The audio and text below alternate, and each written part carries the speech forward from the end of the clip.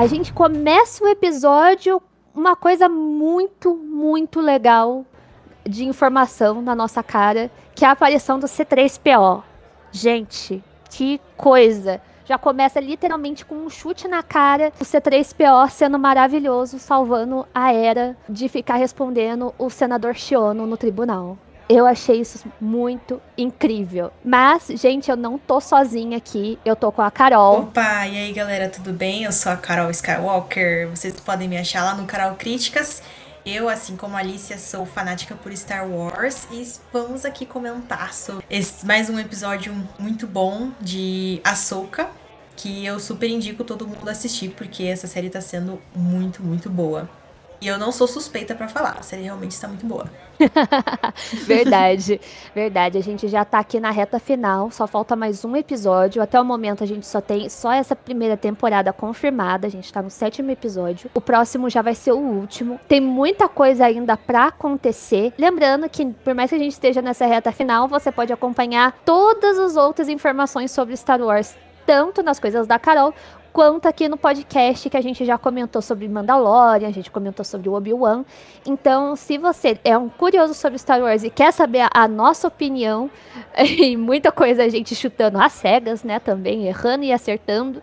Então, você pode rir também das nossas teorias. Então, acompanha a gente, já deixa seu like, acompanha a gente. Josimar, por favor, dê as suas palavrinhas. Então vou pedir para vocês aqui nos seguirem nas redes sociais, lá no nosso Instagram, multiverso.dageek, o da Geek tudo junto, multiverso.dageek. Esse daí também é o nosso Threads e também o nosso TikTok, que a gente posta algumas coisas por lá também. Vamos postar mais algumas coisas, mas vamos aí aos poucos, né? Esse mês aí a gente já tá aproveitando e fazendo aí o nosso Geek Win, que é o nosso especial de Halloween. Então você que gosta de terror, e você também que não gosta, assiste alguns filmes de terror, participe lá conosco também, diariamente fazendo postagens de acordo com os desafios de cada dia. No dia que esse podcast está saindo, já saiu até o 3º dia, então você pode ver lá e fazer. Ah, mas eu não comecei desde o primeiro, não tem importância. Pode ir hoje lá, posta o dia 1, 2 e 3 e a partir de amanhã você começa. Você está escutando esse podcast depois, lá no dia 10, não tem importância. Posta lá os dias anteriores e depois, a partir do 11º, você acompanha diariamente com a gente. Além desse desafio no Story, lá no feed você vai encontrar ali as escolhas da minha pessoa, né? O Josimar Carlos, que sou o ADM da Geek no Insta, e eu vou diariamente postar lá as minhas escolhas. Eu espero que vocês também façam isso aí pra gente recompartilhar no Story com vocês. Não esquece lá também de seguir o nosso site multiversodageek.com.br, Multiverso da Geek tudo junto, multiversodageek.com.br. Vai ter bastante coisa lá surgindo aos poucos, a gente ainda tá dando uma retrabalhada no site aí, que é um site novinho. E é isso então. Então, sem demoras aí, bora lá.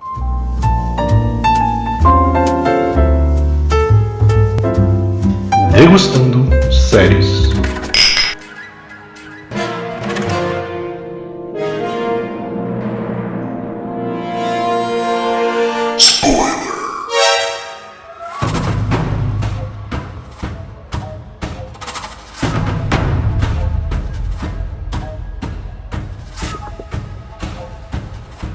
Bom, eu, assim, senti meu coração ficou meio. ficou quentinho vendo o C3PO. Eu acho que. Ah, sempre é bom ter um pedacinho ali de nostalgia, né? Eu acho que de todas as séries, né? Eu não sou muito adepta ao termo Mandoverse, né? Mas vamos lá. Todas as séries do Mandoverse, eu acho que a Ahsoka tá sendo a que mais tá, assim, trazendo Star Wars pra um patamar acima, né? Mas assim, realmente dando mais expansão às histórias, né? Porque até então tava meio. As histórias estavam mais micro, né? Tava mais ali nos conflitos mais internos, ou mais os personagens, ou mais de arcos ali mais fechados. E agora a gente tá crescendo, tipo, já tem outra galáxia, outra coisa, né? Então, talvez no meio dessa bagunça toda legal ali ter um pontinho de nostalgia, né? Que nos remete à trilogia clássica, né? Sim. Citarem a Leia, né? Deixa o nosso coração quentinho, né? Da gente que já acompanha a saga há bastante tempo, deixa o nosso coração quentinho. Então, pra mim, foi um ótimo. Uma ótima referência, assim, né? E em relação ao julgamento da Hera, eu acho que a Hera é uma das melhores personagens de Rebels, né? E ela é uma personagem que cresce cada vez mais. E eu tô gostando muito dela principalmente porque ela tá sendo o oposto. Ela, na verdade, ela tá sendo o que a Padmé deveria ter sido no episódio 3, né? Ela tá sendo a guerreira que também é mãe, né? E eu acho isso muito legal. Eu acho que é muito legal a gente mostrar que mulheres não são só, tipo, virou mãe, acabou a vida dela, né? Ela não é mais nada. Porque meio que foi isso que aconteceu com a Padmé. Fico triste porque cortaram todas as cenas que mostravam o poder político dela. E a Hera tem essa força, ela não é só. Ela é mãe, ela é guerreira, ela tá na política, ela tá ali na linha de frente da rebelião, né? Estava e continua estando. Então eu acho muito legal essa força que a Hera tem, né? De trazer o filho dela pra tudo, de dela tá ali. Ela não, em nenhum momento ela deixar de cuidar dele, mas ao mesmo tempo ela também não deixar o posto dela, né? Então eu acho isso Sim. bem legal. Um ponto que eu vou comentar aqui é uma coisa negativa, mas não negativa da série, mas da personagem, né? Da situação, no caso, é a Mon Mothma, né? Que, coitada, parece que tá ficando sem muito o que fazer, né? Meio que. Sim, ela tá completamente de mãos atadas, né? O tempo todo você tem essa sensação de que, tipo, ela quer ajudar, mas ela não pode. Então você fica, tipo, bom, faz alguma coisa e ela simplesmente não pode. Então, eu acho que isso reflete muito no fracasso que foi a nova República, né? Como a nova República tá sendo extremamente fracassada mesmo, não tem outra Sim, palavra, sim, sim. né? Eu acho legal, de certa forma, porque tá mostrando a construção de como eles caíram, né? Porque a gente sabe que não é pra dar certo. A gente já tem uma noção de que vai vir outras coisas aí pra frente e que vai cair de novo, né? O próprio Balon fala o tempo todo que são ciclos. Um cai, outro levanta. Um cai, outro levanta. É o tempo todo, pelo menos a sensação que eu tenho é que, tipo, por mais que a Mon tente ajudar, de certa forma, até mesmo em Endor, quando assistindo, você vê que ela tenta mexer os pauzinhos dela por trás e o tempo todo ela fica de mão atada. Então, você fica esperando qual vai ser a jogada política ali, que frase ela vai falar, o jeito que ela vai se portar ali, pra ela conseguir mexer. Porque, vou falar assim, toda essa parte mais política, né, que a gente tá tendo em Coruscant, ver o por trás do que é o caminho Jedi, né? O Endor foi muito legal por causa disso, porque tirou o foco do principal, de só Jedi e tal, e trouxe muito do background, né, dos personagens ali, e aprofundou outros personagens e trouxe gente nova. Mesma coisa quando a gente sabe do posicionamento, né, que a gente entende, né, é mais explicado agora nesse pedaço do episódio, que a gente tem a linha cronológica mais bem detalhada, fala sobre o que aconteceu em Mandalore. Também a gente tem um posicionamento do que o Zeb tá fazendo, da onde ele tá. Exato, exato. Tem uma construção. O C3PO aparecendo ali, claro, eu vou falar assim, é o único que faltava, entre aspas, assim, pra aparecer em tela depois de tanto tempo, né, nesse tipo de questão de séries, né? Porque a gente já teve o R2, a gente já teve o Luke. Tudo bem, a gente sabe os motivos da Leia não aparecer. A menção a ela, realmente, pra quem sempre foi fã ou quem chegou e já tem ela como uma personagem querida, sabe o quanto a Leia é importante de certa forma ali. Também como que a Leia vai estruturando, né, a jogada dela no máximo que ela pode. Daquilo ali, porque o Ziono tava tentando levar ela basicamente pra uma corte marcial, que ela ia literalmente perder tudo. E ele chegou, não, ó, o C3PO chegou assim, não, ela autorizou aqui e tá dando tudo certo, né, e tá tudo bem. Foi quando a minha Momotima ainda dá uma pressionada na era, tipo, olha, você fez, você sabe o que você ia perder, você colocou seu cargo a perder e, tipo, você é meio que ajuda a gente aqui. O quão o Thrawn, né, é perigoso, qual é a chance de retorno dele, e realmente a Hera falou, se prepara que o cara pode chegar a qualquer minuto. E é uma coisa que o tempo todo, nesse episódio, é mencionado, né? Que, de alguma forma, o Thrawn, ele tá ganhando tempo ali, fazendo o que ele tá fazendo, né? Desde mandar a Sabine procurar o Ezra, como uma forma dele ganhar tempo no que ele tá tramando pra retornar, né? Sim, e é bem interessante esse negacionismo, né, deles. Eu acho que a gente traz muito pra nossa realidade, né? Como qualquer ameaça, quebras de paradigmas ou quebras do nosso senso comum, existe esse negativismo, né? Essa negação de que tá acontecendo. Por exemplo, existe a ameaça, mas é muito mais fácil negar que ela existe do que tentar impedir que ela aconteça, né? Isso é uma coisa que se repete várias vezes em Star Wars, né? A própria Ordem Jedi é um exemplo de negacionismo, né? Sim.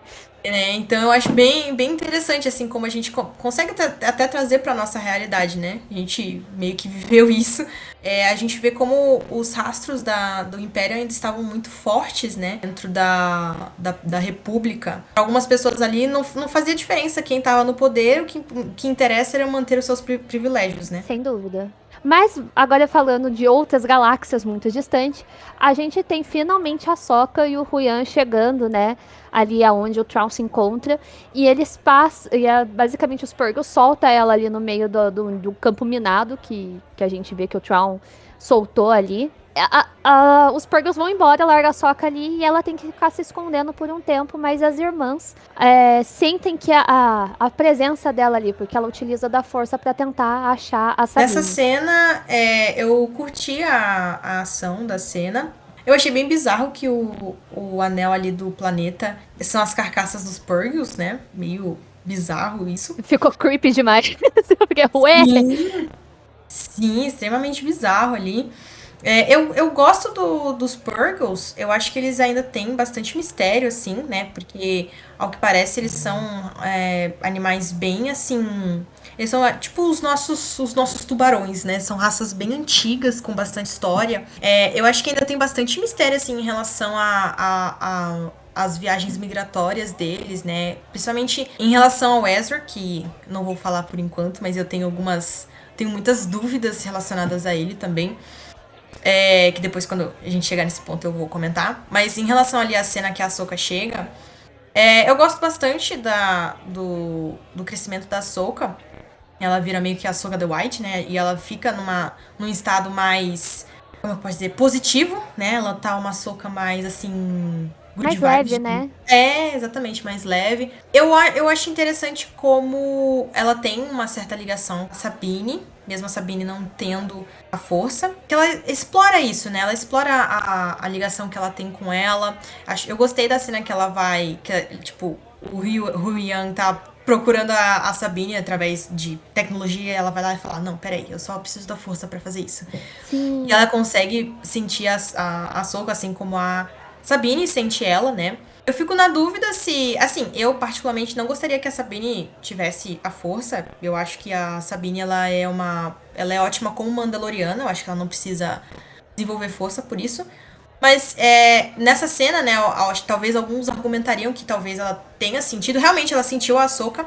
Mas eu acho que não necessariamente isso significa que ela tenha força, sabe? Eu acho que entra naquela coisa de que, tipo, todo mundo tem um pouquinho da força. Eu acho que isso nunca foi pautado, assim, isso nunca foi uma pauta. Todo mundo tem a força, só que alguns têm mais que os outros, uns têm mais midi-chlorians, outros têm menos, alguns controlam, outros não. Então, eu acho que ela ter sentido ali a Ahsoka não necessariamente quer dizer que ela vai desenvolver, que ela tem midi-chlorians o suficiente pra desenvolver controle da força, mas eu acho que faz sentido ela ter sentido a Ahsoka naquela hora, porque querendo ou não, elas têm uma ligação, ela é uma Mandaloriana muito forte, né? E eu gosto que quando ela tá perdendo uma batalha, né, como entre aspas, Sabine Jedi, ela vence a batalha como Sabine Com o lado dela mandaloriana, né? Exatamente. Realmente, sinto bastante isso também. Porque esse é o forte dela, esse que é o legal dela. Sim. É uma coisa que o próprio Ruyan aponta, né? Que, tipo, ela tem menos força, em teoria, que um Youngling, que ele já conheceu. Tipo, ele já conheceu muitos. E ela teria menos que todo mundo ali. Mas eu acho que é uma abertura, né, nesse negócio, porque o tempo todo que eu senti nessa temporada, que é uma coisa que a gente tem também abordado dos primeiros filmes, é aquele contraste entre a natureza, né, do ambiente, ou o contato com aquilo, e a força e a diferença que a gente tem do pessoal que já vai para armamento massivo, as máquinas em si. Eu acho que também tem muito desse contraste. Ela pode continuar sendo muito fraca, mas nessa questão da força, mas eu gosto do equilíbrio que ela também tá aprendendo a lidar com isso na hora de uma luta. Né, ela usa, de certa forma, um lado, o sabre, porque agora o sabre é dela, né? Passou mais de 10 anos na mão dela e é uma coisa que o próprio Ezra joga na cara dela, tipo, eu te dei, o negócio é seu, pronto, é isso. Quando ela vê que aquilo não tá funcionando pra ela, que eu até dei risada, o Ezra ali foi a força pra ela, que tem uma hora que simplesmente ia dar ruim, ele vai e puxa ela com a força, combina muito, né, dentro dessa estética, porque o Ezra continuou querendo ou não, um treino, né? Ali, com o tempo que ele ficou ali, ele continuou se preparando, de certa forma, tendo contato com a força, né? Porque a hora que ele falou, eu não preciso de nada, eu só preciso da força, mostra o contraste dela também como Mandaloriana ali, indo realmente pra cima, e você vê que ela escapa de vários golpes só na armadura. O tempo todo ela tá ali. Você não precisa de um blaster? Vamos lá, tipo, vamos pra cima. E tem um equilíbrio. Até onde ela consegue ir como, vou colocar assim, Jedi, né? Ela vai. Mas ela realmente ganha muita força mesmo. Ela se mostra melhor em campo, lutando com alguém, com o lado mandaloriano Sim, dela. e um comentário, eu acho, até convidando a galera aí pra assistir The Clone Wars também, porque tem muita gente que tem muito preconceito em relação ao conceito dos midi-chlorians, né? Os midi-chlorians, eles são muito importantes pra entender como funciona a dinâmica da força, né? Os midi-chlorians são o que ajudam as pessoas a desenvolver o controle da força, né? Só que é como o Yoda disse, a força, ela tá em tudo, tá em tudo, em todos os seres vivos, todo mundo tem a força em algum nível, né? Só que alguns têm mais midi-chlorians, e os midi-chlorians que vão ajudar as nossas células a se conectar com a força e a projetar isso, né? A controlar isso. Então, é muito importante, tipo, em The Clone Wars, pra quem ficou com dúvida ou até odiou esse conceito no episódio 1, né? Que eu acho que odiaram porque não entenderam, não compreenderam, né? Porque o conceito não é ruim, não existe nada de errado com o conceito dos midi-chlorians. Isso não tira o peso místico da força, né? Os midi-chlorians, eles só estão ali mostrar por que alguém, porque tipo assim, se todo mundo tem a força, então por que alguns conseguem desenvolver ela e outros não? Então, os midi-chlorians estão aí pra cobrir essa lacuna. Então, quem ficou com dúvida, tem vários arcos em The Clone Wars que explicam melhor isso. Tipo assim, se a gente abre esse conceito de, tipo, qualquer um tem a força, a gente deixa muito em aberto de, tipo assim, tá, então, peraí, qualquer maluco que resolver, tipo, treinar com um Jedi vai desenvolver a força? Isso abre muita brecha, coisas que talvez não façam sentido, como, por exemplo, a Sabine desenvolver força do além, né? Então, por isso que é importante prestar atenção nessa questão dos midi-chlorians, porque pessoas como a Sabine, por exemplo, não tem midi-chlorians o suficiente para desenvolver a força, né? Sim, e também tem o caso de poucos Mandalorianos serem conhecidos por terem essa contagem, né? E a gente sabe que tem Exatamente. aí também, por exemplo, a gente sabia de um, né? Porque a gente tem o Darksaber, mas aí o próprio Ruyan abre a gama e fala, não, tiveram outros. Aí você fala, peraí, como assim tiveram outros? E sem contar que existem duas questões disso aí que você comentou. Primeiro, né? Mas se ela não tem a força, como é que ela consegue lutar com sabre, não sei o que, né? O sabre, ele é só uma arma. Pra você montar o sabre, você precisa ter conexão com a força, porque você precisa achar o Crystal Kyber e tal, pipipi, você precisa estar lá na montanha, lá no Templo Jedi e tal. Então tem todo um... Inclusive, isso também mostra em The Clone Wars. Inclusive, o Rian é um dos que guia as crianças, né, os younglings, pra montar os sabres, né? Pra quem tiver dúvida, pode pesquisem lá os arcos com o Rian. Só que depois que o sabre tá montado, não tem essa coisa do tipo, o sabre é único, só o Jedi pode usar. É uma arma de um Jedi. Mas, por exemplo, o Grievous, por exemplo, ele é um cara que, tipo, pegava o sabre dos Ele caras. colecionava, né, sabres. Colecionava, exatamente. Então, você ter um sabre não necessariamente significa que você tem a força, né? Uma coisa que me pegou muito também ainda dentro desse episódio, né, além da caçada, foi a questão da dinâmica, né, que a gente tem ali de novo. Tanto da Sabine com a Shinhati, né, lutando entre si, e quanto a própria Sokka com o Baylan, né, ele basicamente vira pra Shinhati. Eu achei muito legal ainda, e eu já vou mencionar, a questão dos lobos, né, de cada um ali. Vou falar lobos porque fica mais fácil de compreender. que eu não sei ainda o nome das montarias lá que eles estavam usando, mas eu achei legal que um é branco, né, e o outro é de coloração escura, né, mostrando ali. O Balan basicamente vira pra Shinra e fala, ó, seu caminho é um, meu caminho é outro. Eu já te ensinei, já te passei as suas crianças, agora você que voa e passarinho e se vire, né. Basicamente ele falou, você vai seguir aí o que você acredita e construa aí o seu caminho nesse novo império aí que o Tron tá tentando trazer. Que eu vou fazer o que eu acredito, porque ele tá tendo todo aquele negócio de sentir que aquele lugar que ele tá tem algo pra ele. E eu lembro que eu mencionei ainda no episódio anterior sobre toda uma questão de misticismo, né, que eles trouxeram nessa temporada, tanto da questão das baleias, também quanto ao Enoch. Então, assim, trouxe todo um misticismo e ainda ligado a isso, novamente, a gente lembra da questão do Ragnarok, né, que traz todo um misticismo e eles sabem expandir uma lore ali muito maior. Dois cavaleiros, né, no caso ali, estão propondo pra gente em tela. Claro, cada um agora vai para um lado. Foi muito interessante o posicionamento da Ahsoka, né? A hora que o Huyan distrai o Baylan, ela sai, né, no meio da luta entre eles. Basicamente o Baylan vai pra cima dela, uma atrás da outra. Ela vai ao encontro, né, da Sabine ali com o Ezda, que também temos outro reencontro ali. Muito legal. Ela estende a mão, ela estende uma possibilidade pra Shin, né? Tipo, ó, você não precisa ir pra esse caminho. Você pode escolher a sua própria trilha. Quase que contraponto ao que o próprio Baylan disse, né? Tipo, cada um vai para um lado agora, você decide. Enquanto isso, a gente tem o Thrawn vendo, né? Basicamente ali como um jogo de tabuleiro. O Baylan não indo lutar, os soldados dele, né, sendo abatidos. E ele fala, tipo, eu não posso perder mais gente. No entanto, né, a gente tem aí ele ganhando tempo pra escapar dali da onde eles estão. Bom, eu tenho muito a comentar sobre esse pedaço. Fique à vontade. Eu não tenho. Nessa parte, eu tenho algumas opiniões que elas não são tão positivas, né? Eu tenho algumas ressalvas em relação às séries da Disney, né? Assim, eu tenho um grande problema quando a Disney oferece uma oportunidade de redenção a personagens vilões, né, vilanescos, que estão indo por um caminho muito legal, e aí, tipo, peraí, oferece uma oportunidade de redenção. Eu não acho isso legal. Por exemplo, eu acho que a Shinhachi, ela tem muito a crescer como uma vilã.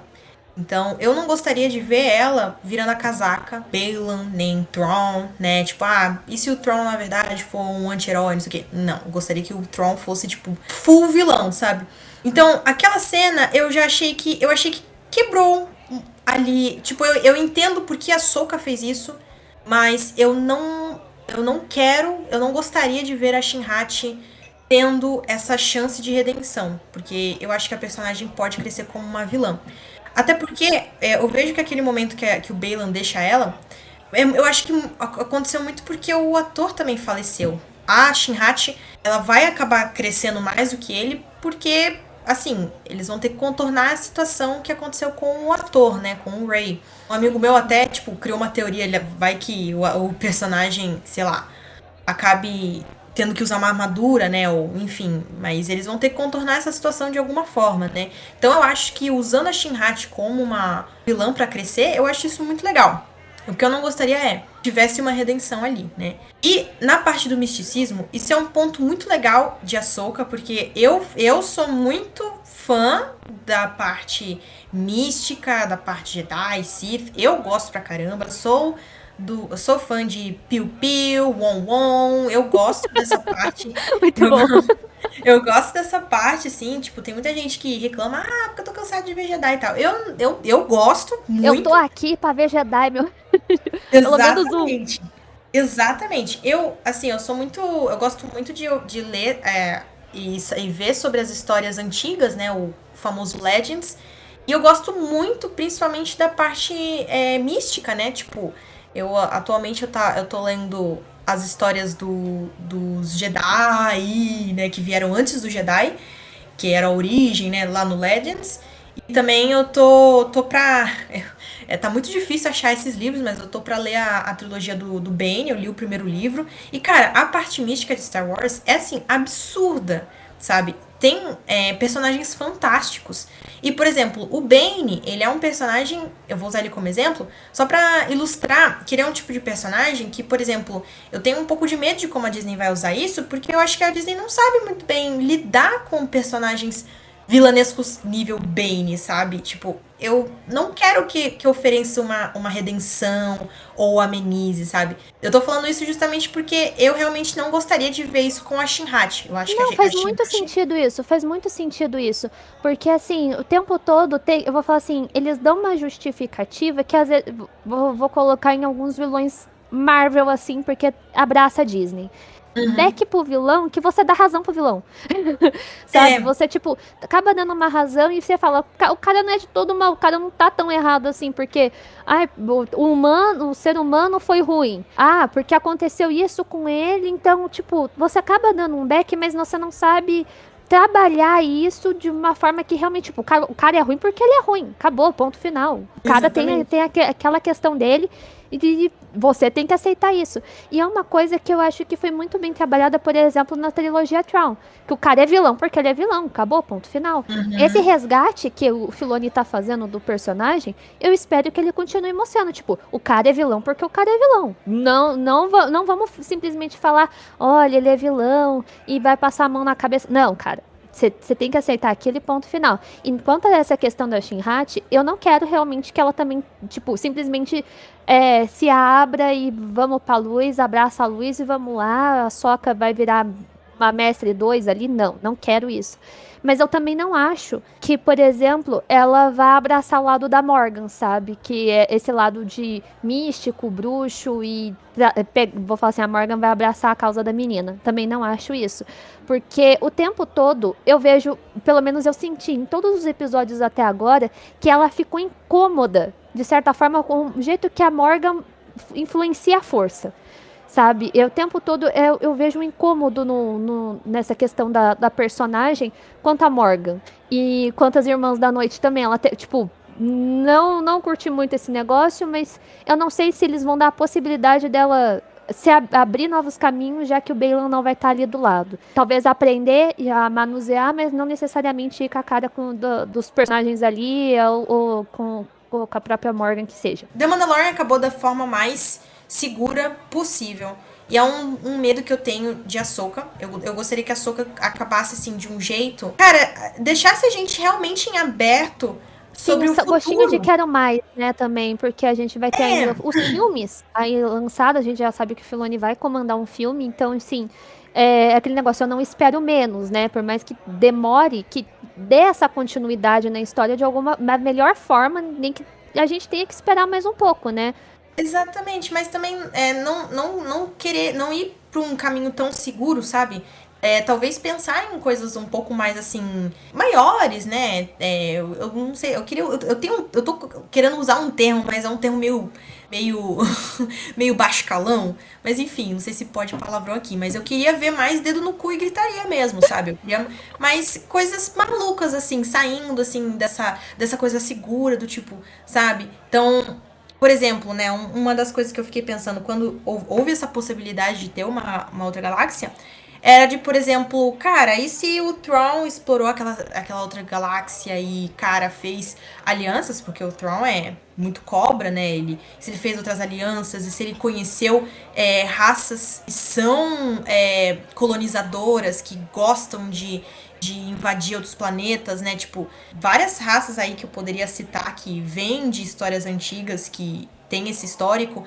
E se o Tron, cara, né, existem aí a possibilidade do exército dele ser todo meio zumbi, né? O exército dele talvez nem esteja vivo. E se ele criou um exército de espectros? E se ele conheceu um novo lado místico lá naquela galáxia, né? Então, eu gosto dessa possibilidade, assim, de, mano, e se tá rolando uma coisa absurda naquela nova galáxia, sabe?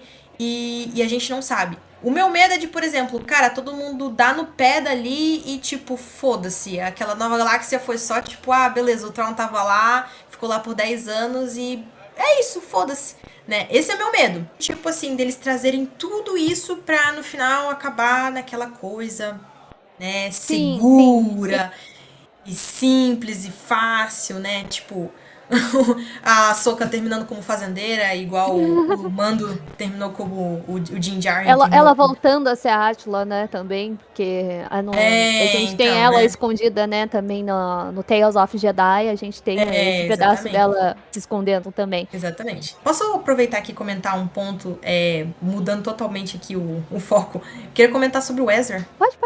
O que eu queria comentar sobre o Ezra é que eu tenho algumas. Eu não diria nem críticas, acho que não são críticas, acho que são mais questionamentos, assim, que eu tenho em relação a ele. Porque, como eu falei, né?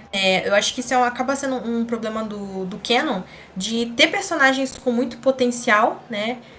Ou às vezes personagens muito aleatórios que, tipo, pra você entender por que esse personagem é importante, você precisa ler o livro, né? Tipo, é Phasma. Por que a Phasma é foda? Você precisa ler o livro dela, né? Eu estou com um pouco de medo do Ezra acabar sendo assim, porque o Ezra era um personagem muito importante. Ele era, tipo, um dos protagonistas de Rebels, né? Ele é um personagem muito forte, um personagem que, tipo assim, já transitou entre o lado sombrio e o lado da luz. Teve ali um puta de um arco, assim, foda, depois que o Kanan fica cego, né? E depois que o Kanan... não sei se não vou contar spoiler, mas enfim. Ele tem. Ele tem, assim, pra quem não conhece esse personagem ou tá conhecendo agora, né? Assistam Rebels pra vocês verem como o Ezra, ele é um baita de um personagem muito bom. E assim, eu tô um pouco triste de como ele tá sendo. Eu também não quero ser injusta, porque vai que o personagem vai crescer mais pra frente, eu tô reclamando, né, muito cedo. Mas eu sinto que ainda. Não sei, sabe? Ele apareceu de um jeito muito xoxo, sabe? Tá tendo diálogos muito xoxos também com a Sabine. Então, tenho aquela sensação de tipo. Aí fica aquela coisa, né? Eu acho que eu queria um pouco mais, sabe? Porque do que eu conhecia do Ezra, eu esperava que, tipo, 10 anos depois, eu visse um personagem mais maduro. E parece que eu estou vendo o mesmo Sim. bobão de sempre, Sim, sabe? sim. É justamente naquela cena, né, que fala sobre, se quiser me levar, leva. Não tô nem aí, né? Tipo, me leva como prisioneiro. E realmente, isso É. foi muito dele das animações, realmente. Eu vi, tipo, eu consegui enxergar, vou falar assim, um Ezra não tão maduro que não ficou, tipo, ele tava isolado o tempo todo ali. Se ele confia tanto na força, porque simplesmente vou me entregar. Mas eu acho que também é a questão cega dele, né, na força. Tipo, eu confio nela. Aquele meme, né? Few minutes later, ele tava lá com o blasterzão na mão. Então, vou falar assim, talvez é uma coisa que eu acho que é o tempo de tela também, né? Eu acho que eles poderiam ter mostrado mais dele ali, que nem a Sabine estava explicando as coisas pra ele. A gente fica assim, eles estão próximos, mas eles estão distantes ao mesmo tempo no diálogo. Eu pelo menos senti isso. Eles estão, tipo, vamos relembrar. Eu pensava assim, tem que ser um negócio mais caloroso. Eu não sei se tá mostrando desse jeito um pouco mais retido pelo fato da Sabine não ter também querendo falar que ela fez merda, entendeu? Dá uma frieza no personagem por causa disso. Mas eu acredito que seria mais caloroso ainda a relação dos dois em tela de uma certa forma, mostrando mais do que eles já foram, sabe? Eu não sei, talvez a dinâmica funcione, mas talvez não esteja tanto como que muita gente gostaria de ver ainda, sabe? Sim, e eu tenho pra mim que o Ezra era um dos pontos chaves da série, né? Porque, como eu falei, o Ezra é um personagem que ele cresce muito em Rebels, né? Ele começa todo bobão, né? Como eu falei, nem parece que passou 10 anos, porque Sim, o Ezra, amadurece muito. ele Amadurece muito. ele é um personagem que ele começa muito bobão, muito chatinho, depois ele vai crescendo e ele se torna um baita de um Jedi, né? Adolescente ainda. Então, 10 anos depois, aí fica aquela coisa, eu tava esperando muito ou será que realmente o que me mostrou foi pouco, sabe? Eu sempre fico com essa dúvida. E aí, por exemplo, né, em questão desse distanciamento, eu também não entra muito na minha cabeça por que eles têm diálogos tão xoxos, né, entre ele e a Sabine, sendo que, cara, o que moveu a Sabine a ir atrás dele nessa galáxia, a colocar, tipo, todo o plano dela com a Ahsoka pros ares, né, eu vejo aquilo até como uma certa traição que ela teve em relação a Ahsoka, pra no final, tipo, ela chega pro Ezra e, né, fica com aquela conversinha tipo, ai, nossa, você tá aqui com essas tortuguitas, ah, legal, pô, bacana, toma seu sabre, não, o sabre é seu e tal, sabe? É uma coisa assim que você traiu a sua mestre pra ir atrás dele, pra vocês estarem conversando sobre tortuguitas, sabe? Então, me vem alguns questionamentos, sabe? Por exemplo, aí novamente, entra aquela coisa, será que sou eu sendo chata ou talvez tendo um hype que não era isso? Ou realmente foi um pouco o que foi mostrado? Porque, por exemplo, entra a história dos Purgos, né? Como que o Ezra passou 10 anos ali preso, sendo que, tipo, os Purgos vão e voltam dali? Por que ele não tentou, talvez, ficar com outro Purgo pro Purgo sair? Tipo, será que todos os Purgos que vão lá, todos, sem exceção, morrem? Ou será que, tipo assim, vai a família toda e aí, tipo, só o velho, né, o patriarca ou a matriarca morre e depois os outros voltam, né? Tipo, será que isso foi uma questão que talvez tenha ficado em aberto? Ou talvez seja eu querendo mais, sabe? Como que eles coexistiram por 10 anos, né? Isso foi uma coisa que também ficou na minha cabeça. Como que o Ezra e Thrawn coexistiram por 10 fucking anos? E, tipo assim, o Thrawn precisou que o Baylan fosse pra lá, pra atrás dele, né? Então, esses foram os questionamentos que, na minha cabeça, ainda não fazem tanto sentido. Como eu falei, eu posso estar reclamando muito cedo, eu posso estar, tipo... Pode ser que no próximo episódio cale minha boca e eu vou ficar feliz com isso, porque eu gosto quando eu acabo reclamando cedo e aí a série vai lá e cala a minha boca e eu mudo totalmente. Né? Eu mudo totalmente de opinião.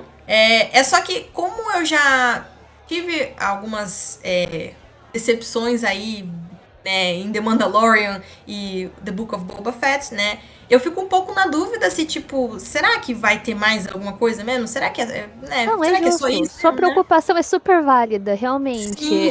Tanto é que aqui, pelo menos, a gente chamava de Mandofete, né? Do Boba, porque assim. né? Tanto é que teve um episódio que foi todinho, basicamente, do Mando. Então, meio que quebra, né? A gente fica meio assim. Eu quero confiar, mas eu não espero que eles tenham essa confiança que a gente depositou na série. Vou falar assim, quando a gente abre o espectro das séries, né, onde você mencionou no começo, né, essa questão do Mandoverse, eu acho meio errado também falar isso, mas é onde o pessoal compreende que Mandoverse é por causa das séries no geral, e que uma hora eles vão se unir, vou falar assim, pro grande episódio, né, que no caso vai ser um filme, a gente tá caminhando, vou falar assim, em passos lentos, mas a gente fica com medo esse episódio aqui foi mais curto, mas ele teve coisas importantes. Esse episódio aqui foi mais longo, mas vocês não souberam, parece que, tipo assim, não souberam usar o tempo de tela, ou vocês poderiam ter caprichado mais nisso, explicado mais aquilo.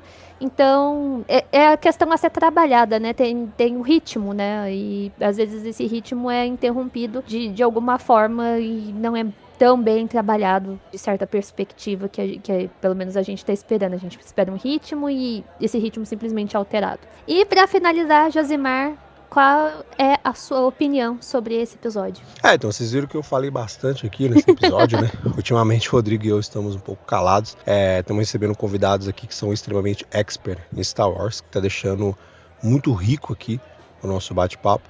Então eu acabo mais ouvindo vocês falarem do que eu falando, mas vou então passar aqui as minhas considerações finais sobre este episódio. Tá? O episódio 7 eu gosto bastante. Eu acho que toda a construção que a Ahsoka está fazendo é muito eficaz. A Ahsoka é a continuação de Rebels e ela consegue fazer isso com um poder incrível, consegue trazer aí essa magia muito forte de Star Wars que a gente viu, por exemplo, lá nas 2 primeiras temporadas de Mandalorian, com uma força maior e também trazer esse teor clássico, né? Star Wars episódio 4, 5, 6, a gente consegue ver muito peso disso ali, mas também ali da trilogia que muita gente não curte, que é as trilogias 1, 2 e 3, que consequentemente ali a grande animação ali que todo mundo conhece, Clone Wars, veio dela, né? A Ahsoka veio, então a gente acaba vendo essa união, né? Mandalorian ele traz essa magia de volta de Star Wars, mas a Ahsoka ela consegue fazer com muito mais força a união dos universos de Star Wars. Ela consegue interligar as 3 trilogias de Star Wars, a clássica, a prequel e essa nova que nós temos, que é a mais odiada no fato. Ela consegue unir todas essas com as animações e com as suas séries derivadas. Ela consegue unir tudo, com o livro, com todos os universos. Então ela consegue pegar de forma coesa isso, ela consegue fazer essa unificação e fazer com que as pessoas que não conheçam os outros universos, como eu que não sou muito conhecedor do universo expandido Star Wars, sabe, tipo, consiga ver e ficar maravilhado com tudo que está acontecendo, porque ela sabe como conduzir isso. Eu acho isso excepcional. Em Ahsoka, além que a série, a personagem principal, ela tem um crescente muito incrível. Os personagens secundários também são muito eficazes, muito forte aqui presente. O Baylan eu acho o personagem sensacional. Eu tenho várias coisas ali pra mim que ainda são escondidas. As intenções dele pra mim estão escondidas. Não sei como é que eles vão fazer isso. Aí somente um episódio para conseguir dar essa conclusão. Vai ter uma possibilidade de ter uma segunda temporada de Ahsoka. Se eles vão encerrar isso aí lá no filme do Filoni, né, que vai unir todas as séries. Mas ao mesmo tempo eu sinto esse pesar gigante, né, cara, porque o Ray Stevenson infelizmente faleceu esse ano e a gente não sabe qual que era a intenção da Disney Star Wars aí com este personagem. Não sei qual vai ser o desfecho dele aí no final da temporada.